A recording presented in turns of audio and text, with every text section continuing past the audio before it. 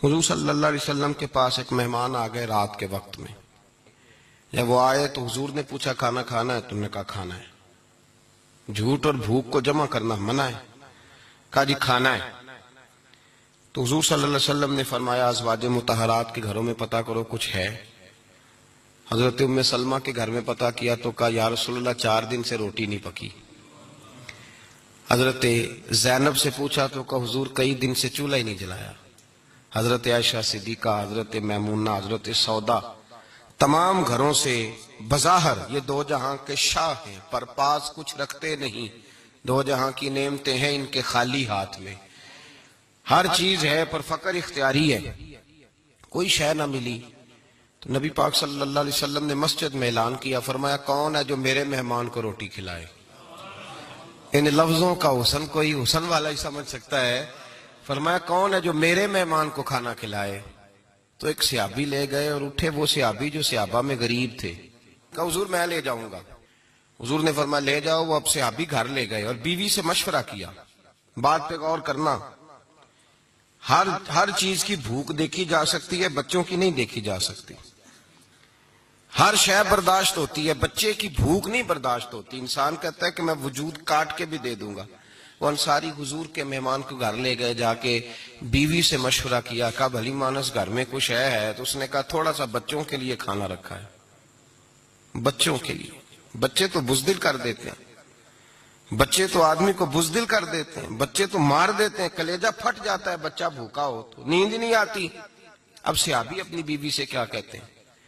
कहते हैं बच्चों को बहला के सुला दे, और रसूलुल्लाह के लिए नहीं, रसूलुल्लाह के मेहमान के लिए। भाई नबी पाक के लिए नहीं, हुजूर के तुझसे दर दर से सग और सग से है मुझको निस्बत। मेरी गर्दन में भी है दूर का पटका तेरा। बच्चों को सुला दो। बीबी ने बच्चों को सुला दिया तो मियां बीवी का मशवरा हुआ कि मेहमान के साथ बैठ के रोटी खाना भी सुन्नत है। तो अब मेहमान के साथ बैठ के खाना भी है तो खाना है 1-2 आदमी का। अब खामद अपनी बीवी को तैयार करता है कि मैं भी खाने पे बैठ जाऊंगा, तू भी बैठ जाना। और जब मेहमान खाने में हाथ डाल ले तो तू उठना, कहना ओहो दिया तो सही किया ही नहीं, अभी बुझ जाएगा, और जाके दिया बुझा देना। हम हाथ हिलाते रहेंगे, मेहमान रोटी खाता रहेगा। और यार इस दर्द को, इस कैफ को समझो। घर में बच्चे भी भूखे, बच्चों की माँ भी भूखी, बच्चों का बाप भी भूखा। दस्तरखान पे रोटी लग गई, रोटियां चुन डाली, बीबी उठी कहने लगी ओहो चिराग तो सही किया ही नहीं, ये तो बुझ जाएगा। हौसलेमंद बीबी जिसने बच्चे भूखे सुला दिए, तो भूखे सोए हुए बच्चों की भूखी अम्मा उठी और अपने खामंद की ताबेदारी में उठी। मैं गुड्डी ते हथ डोर सजन दे, वो जिंज रखे उंज रहना है। उठी और उसने ना दिया ठीक करने के बहाने बुझा दिया। मेहमान रोटी खाता रहा और रसूलुल्लाह के नौकर कुर्बानी देते रहे।